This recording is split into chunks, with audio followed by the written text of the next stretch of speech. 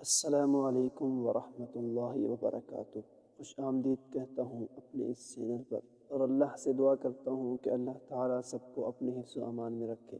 جیسا کہ پچھلی ویڈیو میں ہم نے آپ کے ساتھ وضو کے 5 مسائل شیئر کیے تھے، تو آج کی اس ویڈیو میں وضو کے اگلے 7 مسائل بیان کریں گے۔ ویڈیو اچھی لگے تو لائک ضرور کر دیں، جزاک اللہ۔ مسئلہ نمبر 6، ایک عضو کو دھو کر دوسرے عضو کے دھونے میں اتنی دیر نہ لگائی جائے کہ پہلا عضو سوکھ جائے، بلکہ اس کے سوکھنے سے پہلے دوسرا عضو دھو ڈالے۔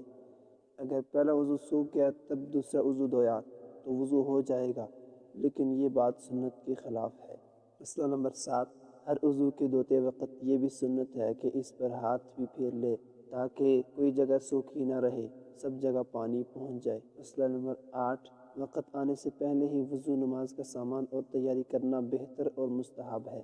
مسئلہ نمبر 9، جب تک کوئی مجبوری نہ ہو خود اپنے ہاتھ سے وضو کرے، کسی اور سے پانی نہ ڈلوائے، اور وضو کرنے میں دنیا کی کوئی بات چیت نہ کرے، بلکہ ہر عضو کے دھوتے وقت بسم اللہ اور کلمہ پڑھا کرے، اور پانی کتنا ہی فراغت کا کیوں نہ ہو، چاہے دریا کے کنارے ہو، لیکن تب بھی پانی ضرورت سے زیادہ خرچ نہ کرے، اور نہ پانی میں بہت کمی کرے کہ اچھی طرح دھونے میں وقت ہو۔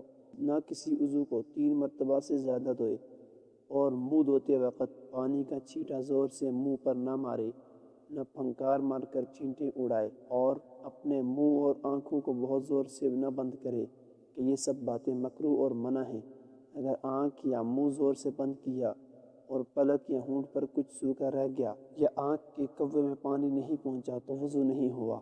مسئلہ نمبر 10، انگوٹھی، چھلے، چوڑی، کنگن وغیرہ اگر ڈھیلے ہوں کہ بے ہلائے بھی ان کے نیچے پانی پہنچ جائے، تب بھی ان کا ہلا لینا مستحب ہے، اور اگر ایسے تنگ ہوں کہ بغیر ہلائے پانی نہ پہنچنے کا گمان ہو تو ان کو ہلا کر اچھی طرح پانی پہنچا دینا ضروری اور واجب ہے۔ اور لڑکیوں کے لیے نت کا بھی یہی حکم ہے کہ اگر سوراخ ڈھیلا ہے پھر تو ہلا لینا مستحب ہے، لیکن اگر تنگ ہو کہ ہلائے بغیر پانی نہ جائے گا تو منہ دھوتے وقت گھما کر اور ہلا کر پانی اندر پہنچانا واجب ہے۔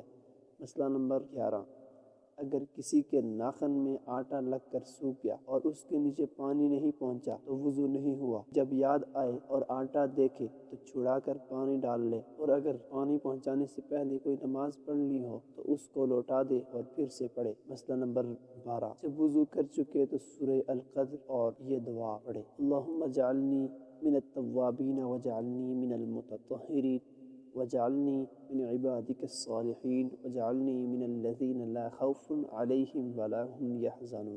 ترجمہ: اے اللہ، کر دے مجھ کو توبہ کرنے والوں میں سے، اور کر دے مجھ کو گناہوں سے پاک ہونے والوں میں سے، اور کر دے مجھ کو اپنے نیک بندوں میں سے، اور کر دے مجھ کو ان لوگوں میں سے جن کو دونوں جہانوں میں کچھ خوف نہیں اور نہ آخرت میں غمگین ہوں گے۔ یہ تھی آج کی چھوٹی سی ویڈیو، امید کرتا ہوں پسند آئی ہوگی۔ اگر پسند آئی ہو چینل کو ضرور سبسکرائب کر دیں تاکہ اسی طرح کی اسلامک ویڈیوز کا نوٹیفیکیشن سب سے پہلے آپ حاصل کر سکیں۔ اپنا بہت سارا خیال رکھیے گا، ملتے ہیں نیکسٹ ویڈیو میں، تب تک کے لیے اللہ نگہبان۔